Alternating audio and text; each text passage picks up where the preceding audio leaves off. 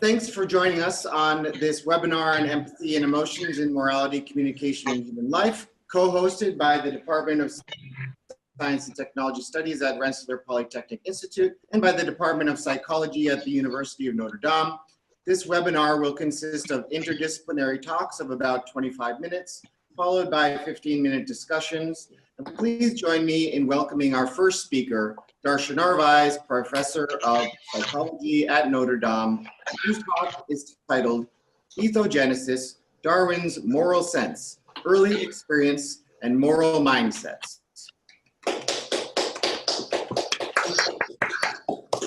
Good morning. Make sure you mute your microphone unless you're speaking, or else we get all sorts of feedback, right?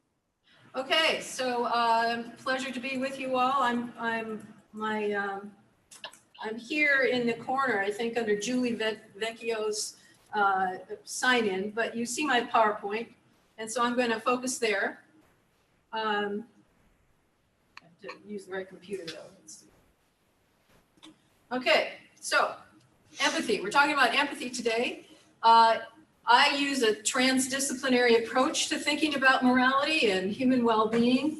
And one of the pieces I adopt or adapt into my work is Darwin's view of the moral sense. He came up with this idea when Herbert Spencer argued and later changed his mind, but he said, oh, human evolution, that's all about, essentially the survival of the gene, and before gene talk was available, but it was humans evolved to be selfish. And so Darwin said, what? And looked through the tree of life and found all these characteristics that other animals display that culminate in human morality. So it's social pleasure, loving to be with other people, other conspecifics. Empathy is part of that. Memory, using your memory to fit into society, being concerned for the opinion of others, and controlling and building habits to fit in. And we could add higher consciousness, because if we look at nomadic foraging peoples, who represent 99% of our history as a human genus, we see they have all these characteristics. And Darwin noted, however, that they were available or present in pre-civilized societies, but not so much in Britain. And I've argued elsewhere in this article, chapter, that they've actually been decreasing in the United States, as we can see from the data of various kinds. So what's going on? Why would we diminish in our human sense? Well, Darwin thought that this was something we inherited. Well, we have to really understand that maybe it's not inherited so much as constructed. So we need to understand who we are as human beings. What do we need to thrive, survive, thrive, reproduce, to flourish, to optimize our functioning? Well, we know we're animals, we need nourishment and warmth, but that's not enough for a mammal. Mammals also need affection and play to grow their brains well, which I'll show you in a moment. And we're social mammals, so we need extensive bonding with a primary caregiver and with a community that supports both the mother and the child. And it turns out that we're really biosocially constructed by caregiver treatment and by our early experience. I'll give you a couple examples in a moment. So if you look at compare our needs at birth with those of other hominids and see how immature we are, look at the bottom line there, and you can see that our brain volume at birth is much smaller. This is full-term birth, 40 to 42 weeks. Lots of children now are born before that time. The eruption of the first tooth is a signal of cognitive development, and the last permanent tooth, is of physical development, although neuroscientists tell us now that kids really don't develop into adults till about age 30. So it's much longer that we need supportive environments to shape ourselves, and breastfeeding is part of that, you can see, and I'll keep going. So we're really born 18 months early compared to other animals. We can't get up after a couple hours and walk around and feed ourselves, right? It takes a long time. So there's so many things that are unfinished yet when we're born as human beings. And so it matters what happens after birth. And so every animal has a nest. We have a nest too. Ours is very intensive. It's matched up, developed, evolved to match up with the needs of that offspring in a species typical manner. And we see from our ethological studies that those animals that receive their species typical developmental system or nest end up being species typical creatures. They grow into smart, effective, intelligent creatures. So what does our nest look like? Well, ours is quite intensive. It's provisioned by a community, not just by mother and father or a single parent or a family, nuclear family, but these are things that the community provides. These are 30 to 40 million years old because they emerge mostly with the social mammals, and they involve soothing perinatal experiences, so no separation of mom and baby, no painful procedures. Every one of them, we now have neuroscientific evidence for their importance for shaping the way the brain works, the body works, and I'll give you examples in a moment. Positive touch, pretty much constantly, helps the baby grow well, etc. Responsiveness to the needs of the child, meeting their needs without distressing them, getting them into a distressful state. So you want to keep the child at an optimal arousal level so that while the brain is finishing itself, the body's endocrine systems and so on, they're in a state of growth instead of distress and self-protection. Breastfeeding, this is always a shocker, 2 to 5 years. Well, that's because it takes about that much time for the immune system to finish itself, and the breast milk has all the immunoglobulins you need to develop, to develop that immune system. Allo parents, allo mothers, other mothers who care for the child responsively, that's part of our heritage, kind of unique among social mammals. And then play, lots of free play, self-directed play, helps the brain grow, the executive functions. For hours on each of these, but and then social support. So having a sense of being supported by the community helps the mother be responsive, helps the child feel like they belong, and helps them then grow properly. So all these components are related to self-regulation, which is important for empathy development and empathy expression, as we know from Dan Batz's work especially. So what do we know then? Just to go say more about this, we're biosocial constructions, we're dynamic systems. So the early functioning of a system matters for what trajectory it takes. And so it's going to affect who we become, how we're treated, and how we experience the world early affects how everything gets set up. So there's this constructive interactionism and a constant interaction every second between nature and nurture, which you really can't separate. And there's epigenetic effects for all systems going on continuously, sensitive periods happening and passing. And so this includes every physiological system and the emotion systems and the sense of self and social connection. So if we look at responsivity, this is the most well-studied in psychology. Here's just a little more detail on that. Sensitive responsive care establishes brain wiring. It's the emotion regulation, trajectory for all sorts of habitual patterns. And it means that it's a relational synchrony between the caregiver and the child. So their emotions are communicating properly. Their cognitive expressions of meaning are shaped and by each other. There's a mutuality about it, so intersubjectivity.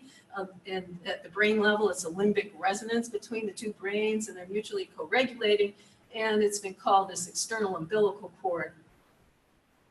One example of what's happening is the vagus nerve is tuned up, or not, if it's under poor care. But the vagus nerve is the 10th cranial nerve. It connects to all major body systems, the cardiac system, respiratory immune system, emotional systems as well, and digestive. And if it doesn't get set properly, you can have lifelong problems with one or more of these areas. So poor vagal tone results then from non-responsive parenting. That means the child was let to get too distressed, out of optimal functioning while the vagus nerve is setting itself. And so that child just cannot regulate in one or more of these systems. And it's also related to the capacity for intimacy. So if you get too distressed getting close to someone else, you're going to have a hard time having much intimate contact. And it's been related also to compassion. So you have to be able to control your own distress in order to act in a compassionate manner.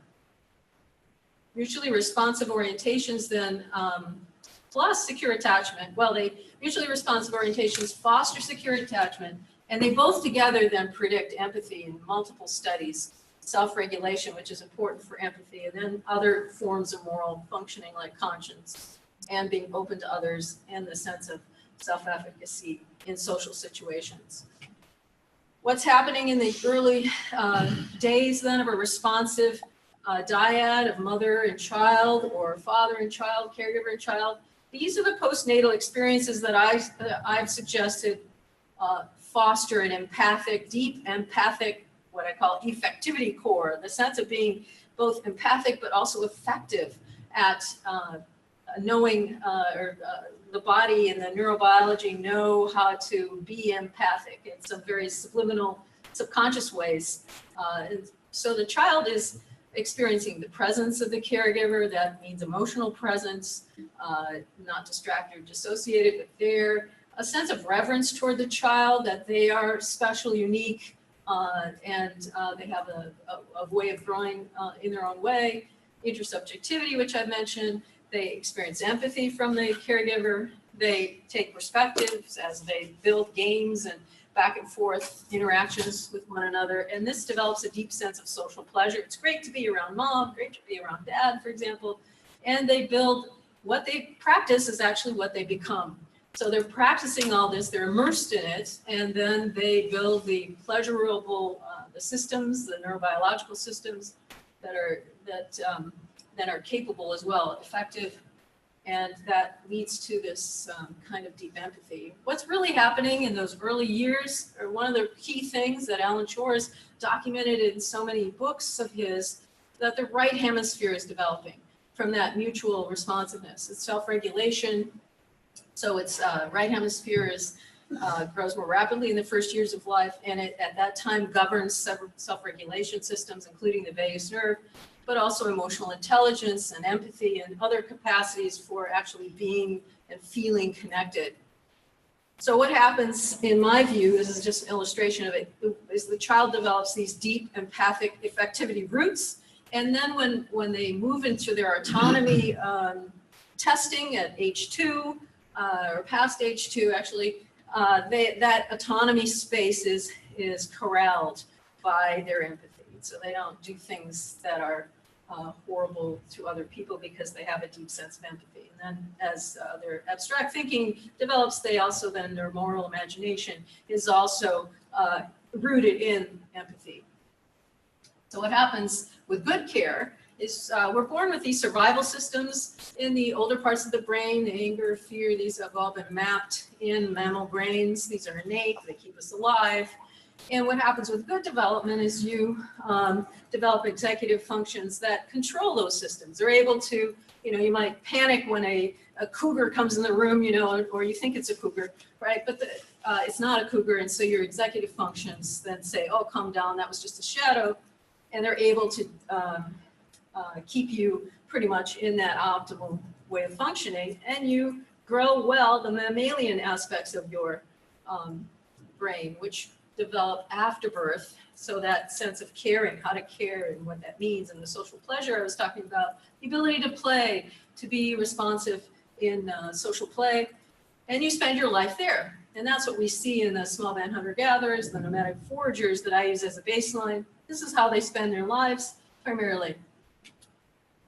And if we zero in on what I call mindsets, the Buddhists would call these selves, you spend more of your time in an engagement ethic, that which is really a broad definition of empathy for me, which is full presence in the moment, intersubjectivity, resonating with the other, an I-thou orientation, egalitarian, and you spend your life there in face-to-face moments. And then on the right, the communal imagination, when you use your abstract thinking, it's building on those capacities for engagement. So you have a sense of connection to the larger whole, the web of life, and you show and plan for egalitarian respect and sympathetic action and so on. So I have to rush through this, so keep going. All right, so this is our heritage, you know, this kind of experience in early life, lots of touch, responsiveness, but we have, in the States in particular, have moved to a society that treats children more like this. Lots of physical isolation and even non-responsiveness is encouraged with sleep training and so on. And we know the science tells us that's not a good thing. So what happens then when a developmental system or nest is degraded? Well, you shouldn't be surprised if you have a species atypical developmental system or nest, that you're going to have a species atypical outcome, an individual that's really outside the evolved range of intelligence and effectiveness. So let's look at touch then as one example of what happens when it's missing.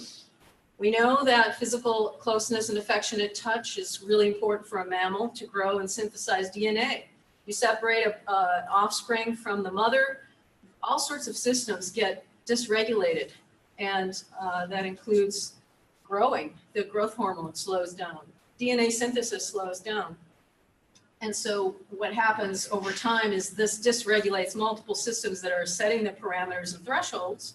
And then over the life course, these individuals are more stress reactive, they're more impulsive, more chance of being depressed. A recent study noted that they asked moms to keep diaries at age 4 months about how much their baby was being held. And they looked at the children later on, many years later, and they noticed that the children who had less touch at the molecular level looked developmentally delayed. So it's not, well, I have a picture in a moment to show you that. So physical separation then is not only affecting growth at the moment, it's increasing pain in the child. So the pain response increases. Endogenous opioids, which are kind of our addictive to relationships piece of our physiology that's supposed to be developing at that time, decrease. Oxytocin system doesn't get set properly. We see that from orphans in Romania. And there's lasting epigenetic effects. So as there's sensitive periods for things, and Michael Meany's lab has done enormous amounts of many studies on this, showing that the equivalent is for first 6 months of a human, first 10 days of life for a rat who don't have a high nurturing mother. That's too bad, because the rest of your life you are going to be anxious, because the genes that are supposed to be turned on to control anxiety don't get turned on with low nurturing. And it's a similar effect for humans in those first 6 months. So touch really matters here. And this is sort of, I like this example of the brain. The left is normal brain. The right is a brain that's been overly stressed. And you can see there's fewer synapses, fewer connections on the neurons. That's what happens if you leave a baby to cry. The cortisol levels get so high that they melt synapses. And of course, the things that are supposed to be growing don't grow as well. So what happens overall is the physiology is malformed in all these systems. You can see the image there on the right is two 3-year-old brains, the normal sized brain, a sagittal view, and the right is an extremely neglected 3-year-old's brain. You see the touch then really matters here. Responsiveness is actually very physically visible.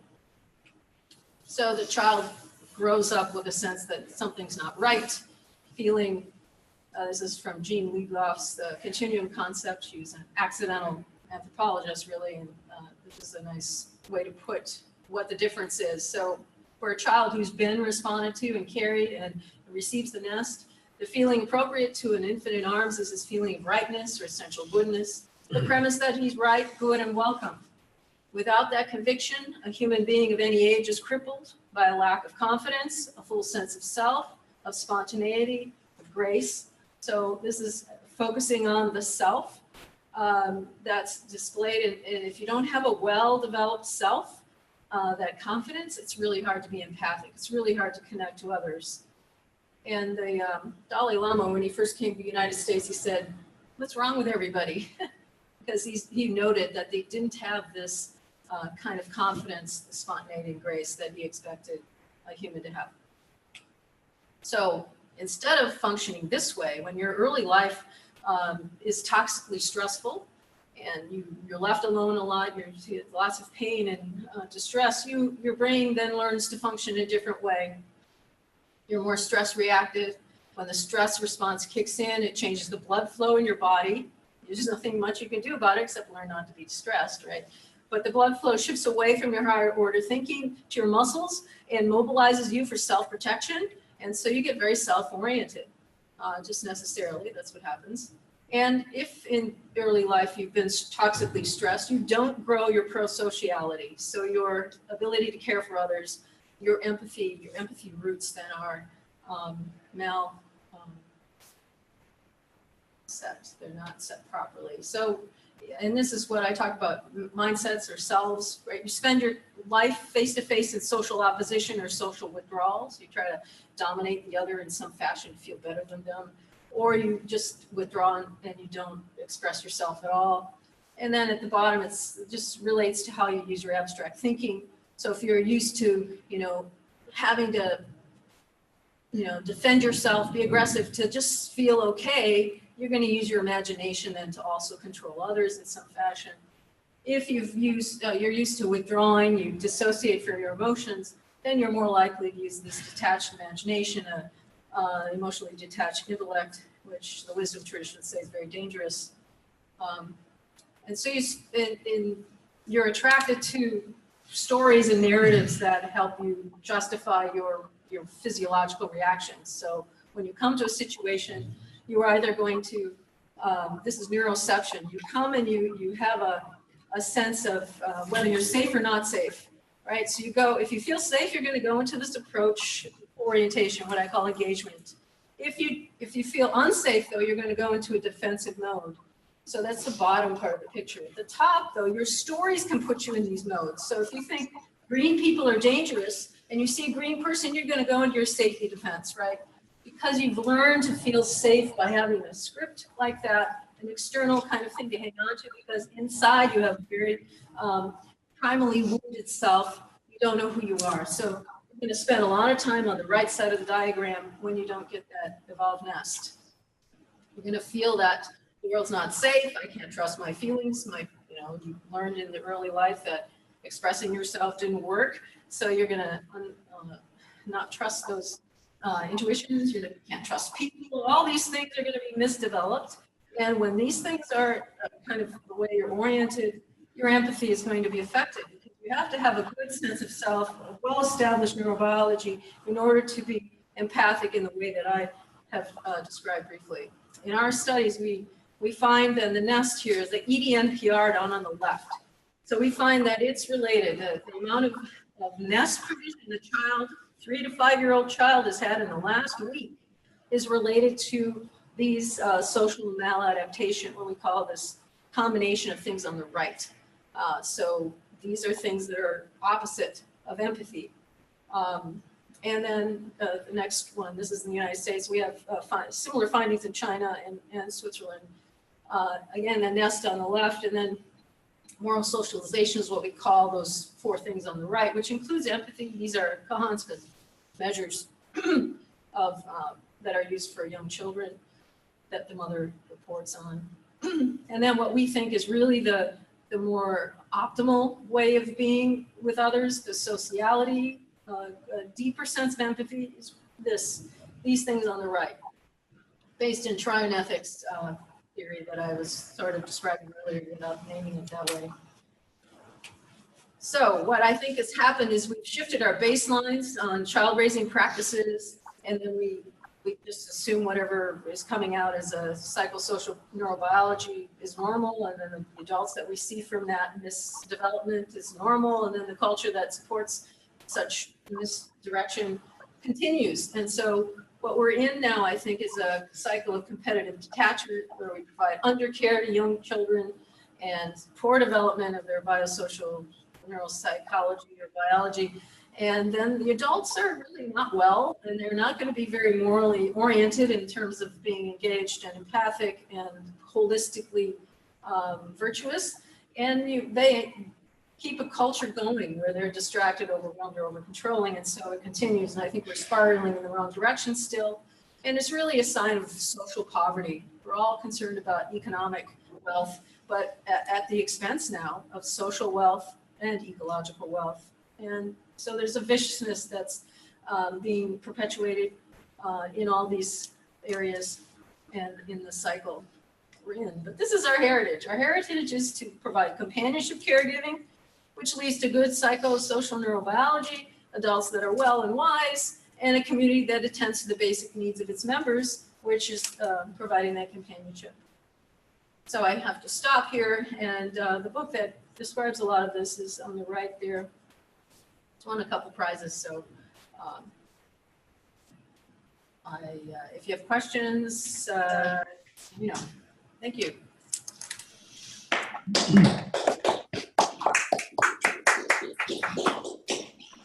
Thank you so much, Darcia. We will take our first question from one of our keynote speakers.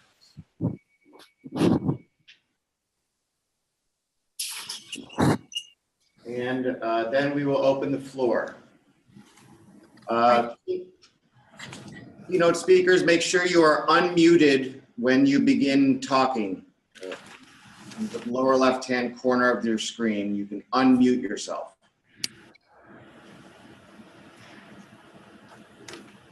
Michael, go ahead. Chris, oh, hi. Calling on people, or should I? Yeah, how should we work this? You can do it, Darcia. Okay, I see Michael. Okay. Hi. Hi. This seems to be working. This is great. Fascinating talk. And, since we're doing this interdisciplinary thing, I want to push you a little on the sort of philosophical foundations of it. Now, it happens to be the case that I agree with you that this kind of ideal human life really is ideal, this kind of species typical sociality. But not everyone agrees with us, and I don't think species typicality can do the work of convincing them that this is good. So, there have been plenty of, the two bad outcomes you describe of social opposition and social withdrawal. There have been plenty of warrior cultures, I think of the ancient Spartans or something like that, who think that the goal of raising children is to get them into that social oppositional mindset, so they're great warriors. And then, of course, there are plenty of ascetic cultures that may not think that social withdrawal is ideal for everyone, but that do valorize the emotionally detached intellect, that think social withdrawal in a monastic culture or a philosophical culture. I think about Aristotle's comparison between flourishing in the city and flourishing as an isolated philosopher. And he says the first one's more human, but the second one is divine. And there's something about transcending the species typical human that's required for real excellence.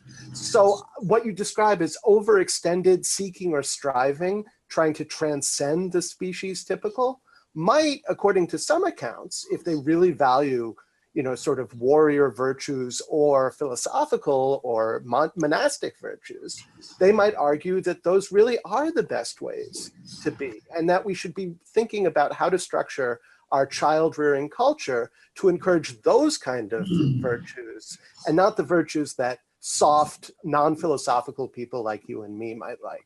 So I'm wondering how you respond to those who reject your ideal of human flourishing. Yeah, I didn't bring all my transdisciplinariness here. One of the big pieces is a look at what we've done to the planet in our all the rest of the species, and we are on the cliff, going over the cliff here. We've spread toxicity everywhere, global warming, species, half of them are gone in the last 50 years. And so I take a planetary view that we are part of the bio community, and the detached way of being, whether it's aesthetic or philosophical or this domineering kind of way of being, which come out of hierarchical institutions, essentially, after the 99% of our genius history. But when you can see the results. So I'm doing this in a kind of yelling, fire, red light, we got to do something. What's wrong with us? How did we get here? And so this is how I come up with, this is the theory of why we've gone off the rail, what's normal, and get us back to at least some form of the baseline. No, it doesn't mean that there aren't people. I mean, you use the intellect judiciously with, don't spend your life in the intellect, but using it when it's important. And professors, of course, do this all the time, but it's right. It sounds like life you're a for kind of well-integrated, emotionally integrated person isn't, if my goal were to make sure my child is raised to be the most successful academic possible, that would be a very different form of child rearing than the one that you're advocating. And there are all sorts of different human ideals that might be at odds with the one that you're advocating. Yeah, so I'm advocating for the flourishing of all the bio community. So don't take that as important if you think it's fine for humans to just think about themselves and be anthropocentric and destroy everything around them. Anyway, I mean, this is a longer conversation to have, but those are I have baselines there too, but I didn't have time to go through everything. Yeah, very interesting. Thank you. I'm just wondering, first of all, can anyone hear me? Yes. Oh, Yes. good. All right. I'm just wondering about Darcia's idea that the ways that diverge from her ideal are bad for the other species of the planet and for the planet itself. Someone might say that that's a consequentialistic argument and that what's good for the planet has to be weighed against what's good or admirable for individuals. So I don't think it's a decisive argument that the way we're raising children now and the lack of the ideal that Darcia talks about, that this is somehow less than ideal, and that the ideal has to be along her lines. So in a way, I'm backing what Michael says. And I think that to argue that it's bad for the planet doesn't quite do the job of showing that your ideal really is the ideal. Right, I know it needs more detail. So if you look at the small band hunter-gatherers, you look at societies that hold the indigenous worldview, which is that we are one among many sentient beings. And our responsibility is to keep things going in our, because we rely on the earth so closely in these societies, you want to worry about the flourishing of the all. And because the right hemisphere is well developed, you have a sense that you're all connected anyway, and you're all kind of one common self. And in those groups, they know their landscape so well. They take the mindset of the animals and the trees, and they have a sense of being able to move in and out of different kind of selves and perspectives. They're multi-perspective taking. So it's not just saying the planet. I know it's just too big and too vague. But in these sustainable societies, they're very much rooted into the landscape and have deep affection for it and empathy for it. So that's what I'm really talking about, which I didn't have time to get into. Okay, are we? Yes. Am I audible to people elsewhere without a dedicated mic? How do we Yes. change the camera? Okay, Robert Audi speaking, Yeah. and I'll start with a very short remark on the past two questions in relation to what Darcia was saying. As I see it, her account of the importance of the elements in development is compatible with any number of ideals being, shall we say, engendered and developed after early childhood. So I would have said initially that the moral development theory of early childhood is neutral with respect to a number of the ideals we want to make room for. My actual question was how important it is that mothers give the kind of care that you think crucial, because we're in an age when two jobs are crucial for many families. And so one view would be we have to support longer leaves during childhood for mothers, or better funding for good care if other caregivers can live up to the close relations you said are so important. Right. So in our ancestral context, maybe 40% of the time the mother's caring for the child. It's other people, fathers, grandmothers, and actually in some of the settings, 20 to 40-year-olds are going out doing the hunting and gathering, and it's the older people that are caring for their children most of the time. And breastfeeding was shared when needed among the other women in the community. So yes, it's much more of a communal thing, but somebody, and there's been some research showing that 3 people ideally need to be in love with that child, and that's helps them flourish. And it doesn't matter who they are, right? So as long as you can get breast milk to them, I would say, in some fashion, it's much more fluid and complex than just simple. Thanks. Okay, I want to jump in here too. Nancy Snow here. Can people hear me? Yep. Yes. Okay, thank you. Well, Darcia, at this point, I think you have a unified wall of philosophers against you. Because I'm going to jump on the bandwagon here with Bob Audi and Michael Slote and Michael Fraser and say that I think, as Bob put it, your early childhood development scheme is compatible with a number of ideals, not just the one that you've talked about. It might be incompatible with the warrior ideal, but I could certainly see the compatibility with monastic ideals. So I guess I'm not sure about the role of empathy in all of this. But I guess my real question was about the smothering possibility that might come up. You have developed an early childhood approach to counter the sort of lack of engagement. But what happens if you've got 3 or more adults doting on a child? Is that child's autonomy going to be stunted? What's going to happen with that? And certainly we're in a position now where we can't go back to the same dynamic as small band hunter-gatherers. So what are we supposed to do, given the intervening historical eras that we're facing and the present situation? Right, so in terms of smothering, right, we're not talking about that. So companionship caregiving is not the intrusive type of caregiving that we know undermines the autonomy of the child.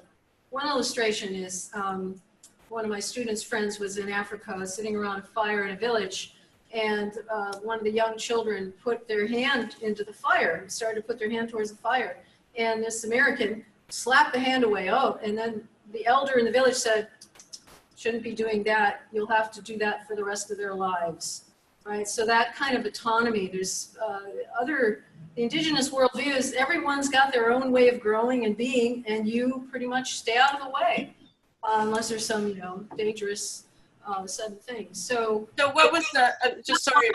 It's not attentiveness or intrusiveness. There's a middle ground there, depending on the age of the child and all. Okay, I'm having a bit of a hard time here with the example. What was the American supposed to have done? Let the child find out that would not feel good. See, we have a hard time understanding. You should control the kids all the time. Oh no, it's dangerous. So anyway. I have a bit of a problem with that, I'm afraid. Yeah. Yeah, so the anthropologists show that 2-year-olds have machetes and they're, playing with a machete and things like that. So this is part of the free range childhood thing that is a movement now in the States because parents have gotten so anxious and so controlling.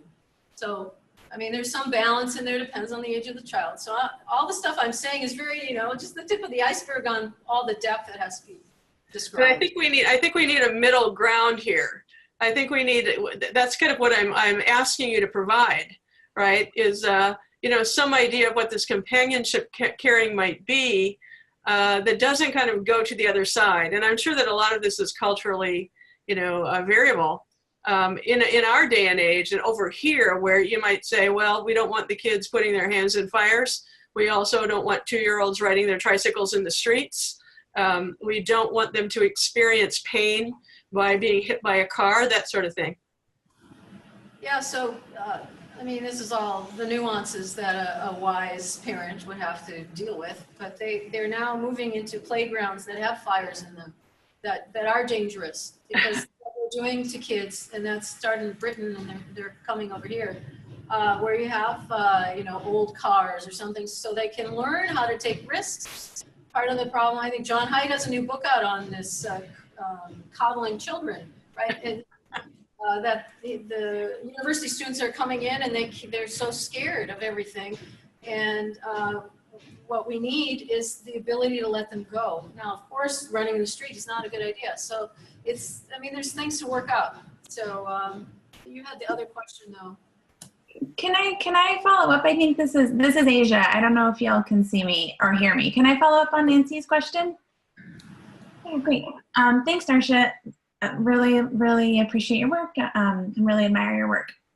But I wanted to ask, I like this idea of providing kind of a safe, secure, comfortable space, right, for children and helping their development in that way.